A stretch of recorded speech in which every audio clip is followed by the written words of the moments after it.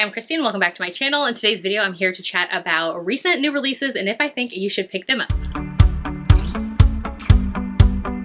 Alright, so you know that I love new releases and reading them and staying up to date with all of the things, and so I decided to do this video to kind of chat about new releases that I've read, because I have read 20 so far that have released between January and February. So I wanted to quickly get into them and kind of tell you my thoughts on them, like if I feel like you should pick them up, if I feel like you should skip some, like all the things. Of course, as you know, these are just my opinions. You can watch a ton of other people who might recommend the books that I say are not worth picking up. So that's kind of just what you get when we all talk about books here. We all have different faves. We all connect to different ones, all the things. I'm sure you know the drill. I'm not saying that some of these books are awful. I'm just saying, like, if you have a limited amount of time and you're not picking up maybe 20 new releases like I have for the year so far, that maybe there are some you could skip that you might want to focus on others that are better in my opinion. So yeah, of course, these are going to be my opinions, but you're here on my channel to hear my thoughts. So I'm just going to quickly get into these and run them down. I have my little like chart here of all of them that I've read so far. Like I said, I've read 20, and I'm just going to quickly get into them, tell you like yes, no, smash, pass, the tropes, whatever the case, all of the things. Of course, if you do want to see more of my thoughts or my full reviews on any of these books that I'm going to be talking about, I do have my reviews up on Goodreads. I review every single book that I read. You can always get to my Goodreads through the link in the description of all of my videos. So with that out of the way, let's get into this. We're going to start off in January. I'm going to kind of work through them like release date wise and get into some of the newer ones. So first up, we have Cluelessly Yours by Max Monroe. This is an author duo. I have read their 3 recent releases with kind of all this similar cover vibes.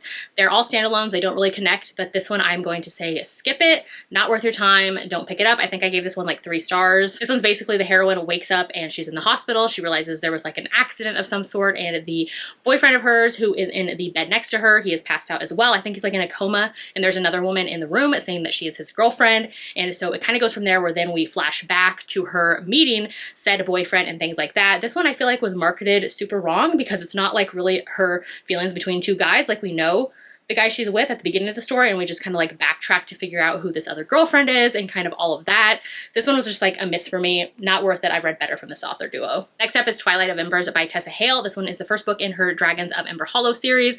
Definitely a yes for this one for me. I definitely picked this one up. This is Why Choose, Dragon Shifters, Paranormal, Fated Mates. So good. If you're unsure if Why Choose is for you, or maybe some of them haven't worked for you in the past, I highly recommend picking this one up. I feel like it is so good. Like, the Why Choose is done so well, where you really get to know all of these heroes and all of their stories. I feel like with me personally, Why Choose can sometimes feel like the same guy over and over, but all of the characters in here stand out. They are so good. I'm obsessed. It does end on a cliffhanger. Book 2 comes out in April, so it is right around the corner. Love this one so much. One of my favorites of January. Highly recommend picking it up. Next is Head Over Heels by Carla Sorensen. This is the second book in her Wilder family series. The first book was One and Only. This one I'm gonna say pass. Not really for me. I think I gave it 3 stars. Both of the books in this series so far have just been kind of misses for me. I feel like they're kind of bordering the line more of women's fiction, where we're seeing a lot more of the characters' families and stuff instead of the romance being the focus. This one especially, the hero is dealing with his father who has a terminal illness, and we see a lot of the hero and his siblings and his mother kind of coming to terms with losing their father. I think the entire epilogue kind of deals with that as well. So yeah, this one was kind of a miss for me. It started off good, like they meet in the elevator and they have this moment where they start making out and they start to share their feelings with one another of things in their life that they haven't really been able to share with other people in their lives. And so they really just like connect super quickly, and then they of course go their separate ways after the elevator, kind of locked in the elevator together moment. Then they end up meeting again when she ends up in his small town. She is there for kind of like a punishment from her father. Basically, her and her father are in business together, and she ends up kind of going against him when he wants to have this like arranged marriage for her for like business reasons.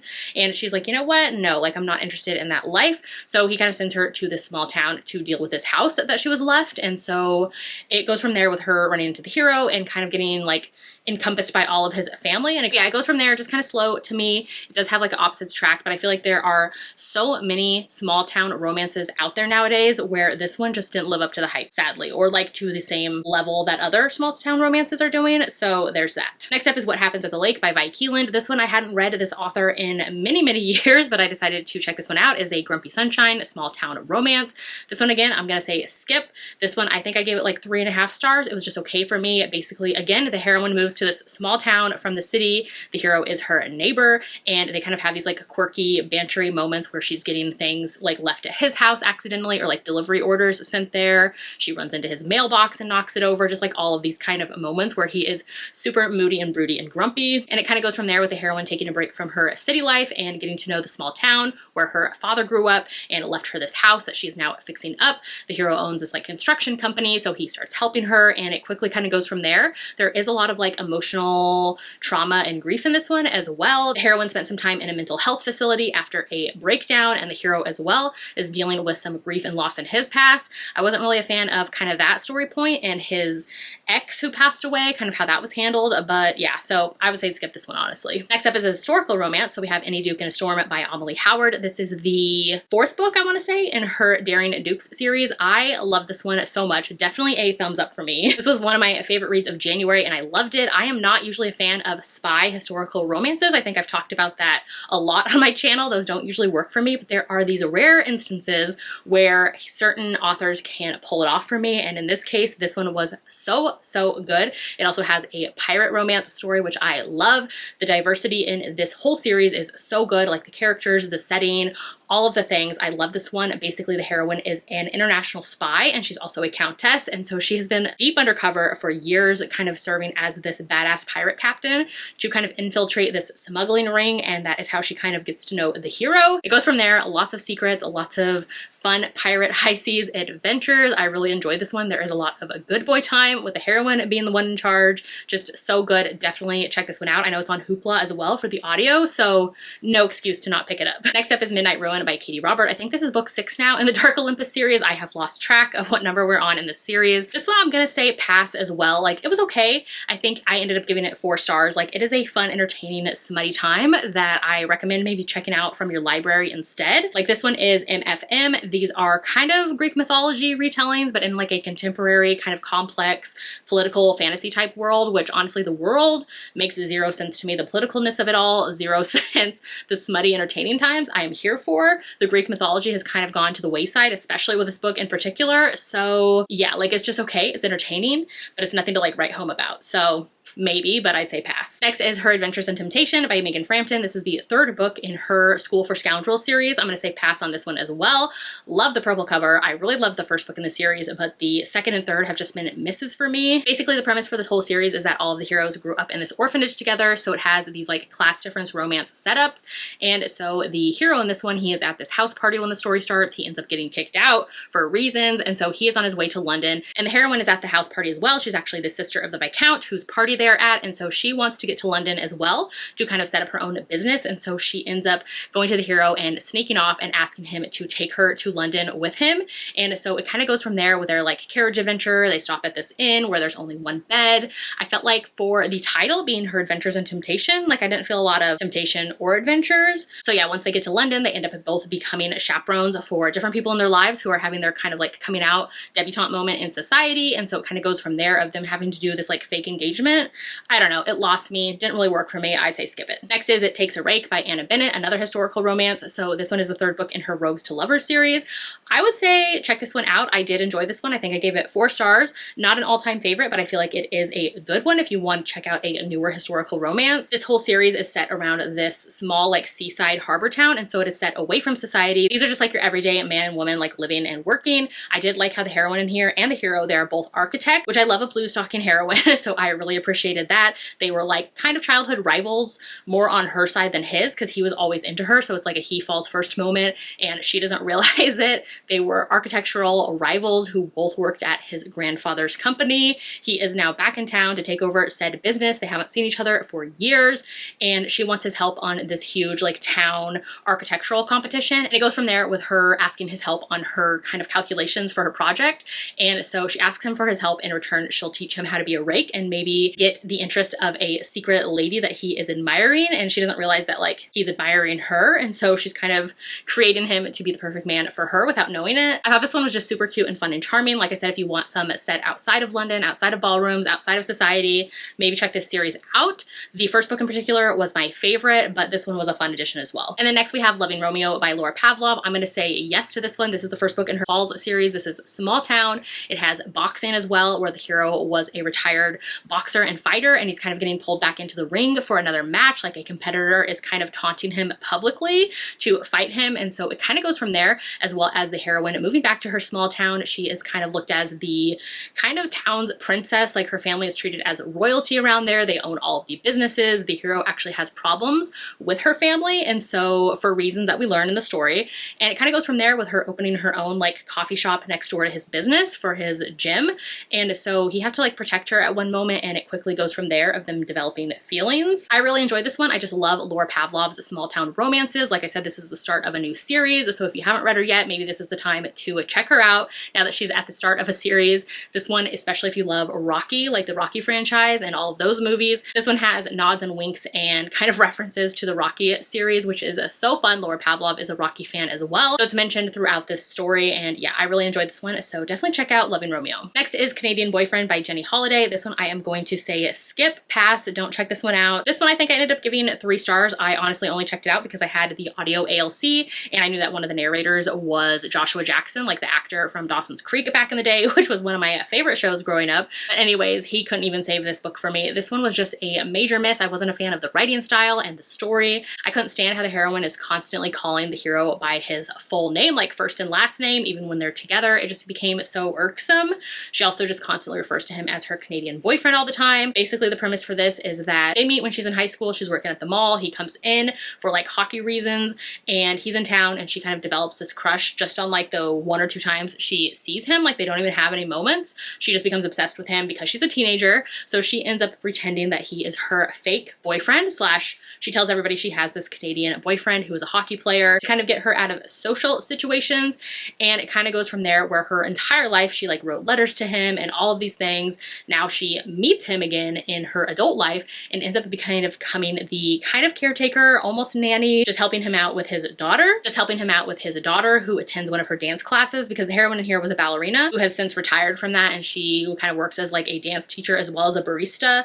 So anyways, it kind of goes from there with her helping them out and becoming involved with his daughter's life. The hero has recently been widowed, and so this book, I feel like it was described as a rom-com, but it's definitely has deeper emotions with grief and all of that throughout, where the hero lost his wife, and we kind of delve into that. Yeah, this one was just a miss for me, so I wouldn't recommend checking it out. Next is House of Flame and Shadow by Sarah J. Maas. I'm gonna say heck yes to this one. I love this book so much. I love all of SJM's books, all of her fantasy romances. They are just everything to me. I'm obsessed with the world building, not to mention the characters and the romances we get as well. I love this one. It's the 3rd book in the Crescent City series, so obviously you can't pick it up without having read said series, as well as possibly all other 16 of her books. I recommend that, but I mean, to each their own.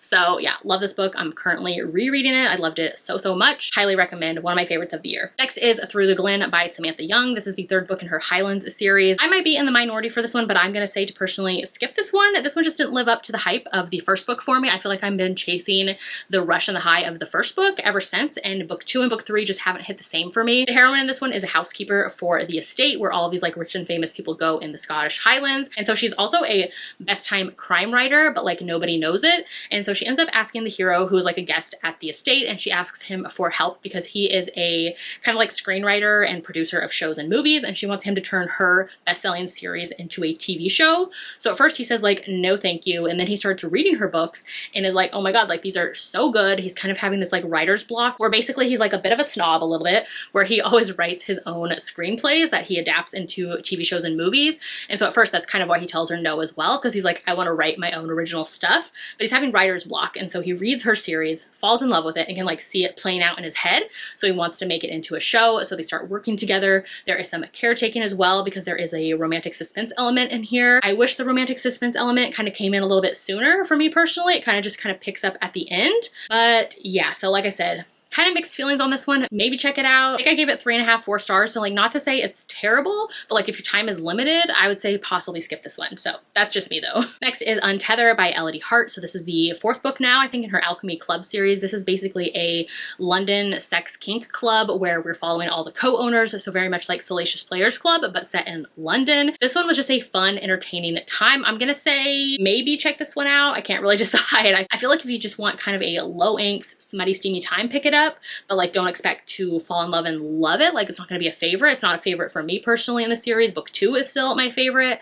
So yeah, this one was okay. Like basically this is age gap where the heroine is older than the hero. She has recently gone through this huge divorce that's been public. She is a like popular, famous kind of news reporter and broadcaster in the UK. She is American and she was married into this like aristocratic family, and her husband's mistresses actually came forward and kind of splashed all of their news in the headlines in the newspapers. And so she divorced her husband and is now in her 40s, and she kind of wants to reclaim her sexuality and also document it so that other women can feel empowered and see that women of a certain age can still be seen as like sexual beings, so to speak, and like kind of own that about themselves. So she goes to the club and wants to document kind of her sessions with the club, and so she gets paired up with the hero. He is, I think, like 10 years younger than her, and so it is their romance, just super steamy, super fun, kind of surface level for me though, so that's why I'm going to say like maybe pick it up, maybe not, because it didn't like super dive into it, but like if you're just in the mood for a fun time, smutty time, this one delivers. Next is a love song for Ricky Wilde, so this is by Tia Williams.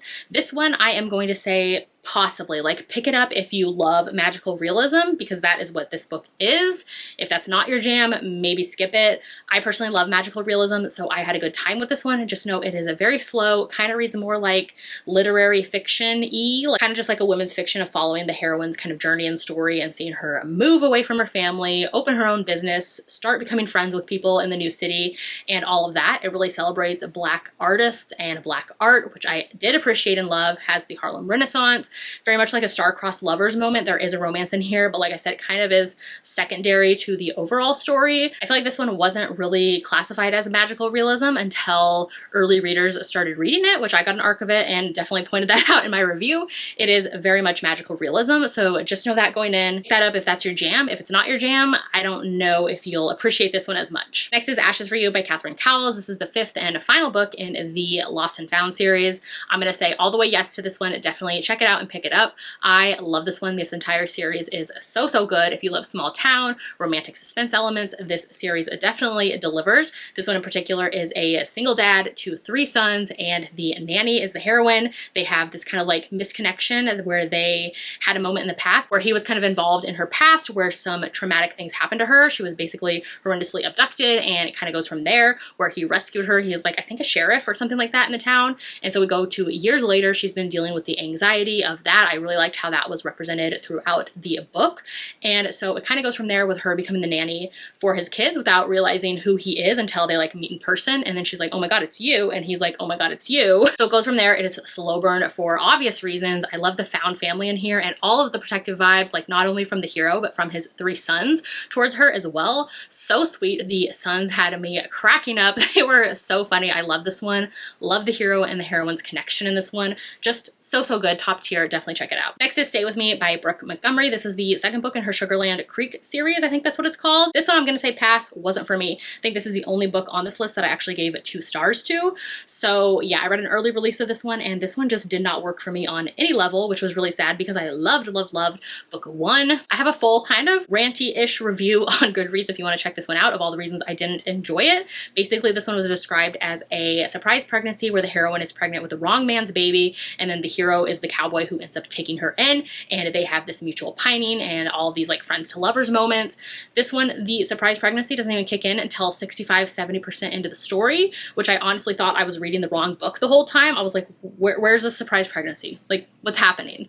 There is mutual pining. They have been friends for years. Everybody around knows they should be together. They've kind of had some moments off and on. I just couldn't stand a lot of the other things in the story. So yeah, like my whole Goodreads review has a lot of my ranty moments about this book. So yeah, I'm gonna say pass and not to waste your time. All right, next is Serpentine Valentine by Gianna Darling, and this one so good. I just finished this one the other night. I'm gonna say definitely check this one out. This one is so good. This is a dark academia, sapphic romance, Medusa retelling, revenge plot. So good. Just know that this one deals with dark, heavy topics. Well, this one does deal with sexual assault on the page and an attack. So just know that going in, you can skip the chapter. I think it's chapter 2 where that happens. You can skip that, but it's obviously referenced throughout the story as well as other characters who are college campus students who kind of deal with assaults and attacks as well. I just love this one. It felt so different than anything else that Gianna Darling has ever written, but like in a good way. Like, it still felt like her writing at the same time because it has that very like lush descriptive writing that she is known for and does so beautifully. So I really enjoyed this one. Like I said, it is a kind of sad and darker story, but I was just obsessed with the story, with the chemistry, with the romance. I just love this one. I just really appreciated the story being told in this one. Like, the stats for people on college campuses who are sexually assaulted and attacked every year is ridiculous and disgusting. And so I liked kind of the diving into that and exposing people who are keeping things a secret, victim blaming, not believing the victim, like all of those things. I liked how that was kind of explored in here. I loved seeing Lex get her revenge and kind of the whole setup that she set up for other characters to kind of get their revenge as well and kind of be heard and all of those things on top of like the sapphic romance with Luna. So good. Like, just love this one. Definitely check it out. All right, next is Ready or Not by Cara Bastone. I love this one personally. I gave it 4 stars, but I'm gonna say maybe pick it up. Like, maybe, because if you want a story that definitely delves into pregnancy and finding out you're pregnant, being pregnant, kind of going through all those emotions and feelings that come with that, of being a possible single parent, of seeing all these friends around you who kind of put their thoughts and feelings onto you, and then you have to kind of change the way you're expressing your own happiness or thoughts and concerns about being pregnant. So yeah, it deals with pregnancy a ton, so just know that. So if you're in the mood for a story that is very focused on a pregnancy, check it out, but if not, maybe skip it. So yeah, just know that going in. There is a romance in here. It is a best friends, a brother romance, childhood friends to lovers as well. Just really good, really beautiful. But like I said, I feel like you'll appreciate this more if you like books focusing on pregnancy. I feel like it will hit more home if you are a parent yourself. So I don't know, maybe. I loved it, but like, I feel like this one is going to be hit and miss for people who maybe aren't in the mood for that type of topic. Next is In Want of a Viscount by Lorraine Heath. This is the 3rd book in her Chessman series. Love this book so much. Definitely a yes for me. Lorraine Heath is my historical romance queen. Anytime she has a book coming out, I read it, I obsess over it, I love it. Book 2 and book 3 are my favorites in the series, and this one comes out, I think, on February 15th, maybe February 20th, I can't remember. But anyways, it comes out soon. I loved this one. Just know though that this one is kind of more of a slower story. Basically in here, the heroine is an American kind of businesswoman, an heiress, where she is in London to kind of get investors for her family's business, where she is an inventor and an engineer, and she has created this typewriter that she wants investors for. And so she's there with her brother and her mother, and she ends up meeting the hero and all of his friends who are the chessmen because they are possible investors. She also has a moment with him at a club where he ends up kissing her when she goes to this like kissing room. There's this whole thing going on. And so then they meet again at this investor's business, and they kind of can't get one another off each other's minds. And so it goes from there. I really love this one, how it has very like slow, quiet, peaceful romantic moments where basically like the heroine has always been looked at as kind of odd and strange. Nobody gets her quirks. Other guys like make fun of kind of the way that she is, how she questions things and wants to know how things work and look at the inside of like machines. But the hero like totally gets her. I love how he ends up even taking her to like the clock tower to Big Ben at Parliament and kind of takes her inside of the clock tower to see how it works and runs. Like, he just speaks her love language, and I loved them together. The hero as well, he has some ties to the Sins for All Seasons series of Lorraine Heath's. So if you've read Lorraine Heath before, you know that she is constantly building on this entire like Heathverse that she has created, where you see familiar places and characters over and over again. Just know that going in. Like, this one in particular, like I said, if you've read Sins for All Seasons, the first book in that one, the hero of that one, he has connections to the hero in this book, and we kind of see the development of this hero's story based on kind of things that happened to his family in that book. So just know that going in. I mean, you can appreciate this one on its own, but you're gonna have a deeper appreciation for it if you've read the other books. So just know that. I loved it. So good. Definitely more slower and romantic, but just so beautiful. I love this one. All right, and then lastly is Claim Me Forever by A.L. Jackson. This one is coming out on February 20th. This is the 3rd book in her Time River series. I have loved the first 2 books in the series. This one was sadly kind of a miss for me, so I'm gonna say to skip it personally. Maybe check out the first 2 books though. This one is small town, single dad, close proximity, romantic suspense. Basically in this one, the heroine ends up getting arrested at the beginning of the story because she is trespassing on a private property. The hero is the kind of sheriff or cop in town, and so he is instantly pulled to her and kind of intrigued by her because he's like, okay, there must be like a reason she was trespassing, and so he decides to help her out and ends up offering her a job, offering to help her find housing and all of those things because she is new in town. And so it quickly goes from there with him kind of offering these things up to her. He is a major cinnamon roll hero, which I did love him. The heroine is obviously up to something. She has some secrets and some reasons she is in town. She keeps breaking into places and he keeps catching her, and so it kind of of goes from there. This one, yeah, it was just kind of a miss for me compared to the first two in the series. So I don't know, I guess up to you, but I would say personally to skip it. All right, so those were my quick thoughts on 20 recent releases. So let me know in the comments if you agree or disagree with any of my thoughts on these, if you've read any of these,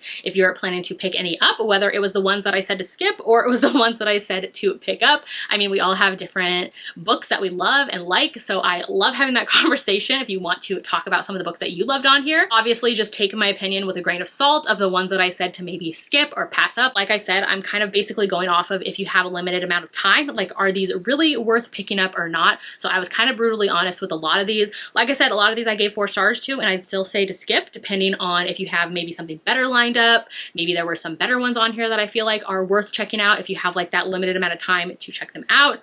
So yeah, don't have any hurt feelings if I said some of these books to skip that you love. So yeah, definitely nothing personal if you feel like some of the books that I said to skip are worth it to you. I mean, we all have different likes and loves. So yeah, that was that video. Let me know if you like this style of video where I just quickly run down all of the recent releases and tell you my thoughts, the tropes, all of those things, if I feel like you should pick them up or I feel like it's going to be a waste of time. Let me know all the things. If you want to leave me an emoji in the comments instead, let me know you watch this video. Maybe leave me like a green heart today since I am wearing my super cute romance reader Hello Lovely sweatshirt that I love so much. So yeah, a green heart in the comments. If you want to talk about any of the books, you can do that as well. So yeah, let me know all the things. Let me know in the comments too if you want to see me do another version of this video in the future when I read a few more recent releases, because you know I'm going to be picking up new releases. So let me know if you want to see that again as well. If you haven't done so yet, make sure to like and subscribe so you don't miss out on any of my future videos, and I will see you in my next one.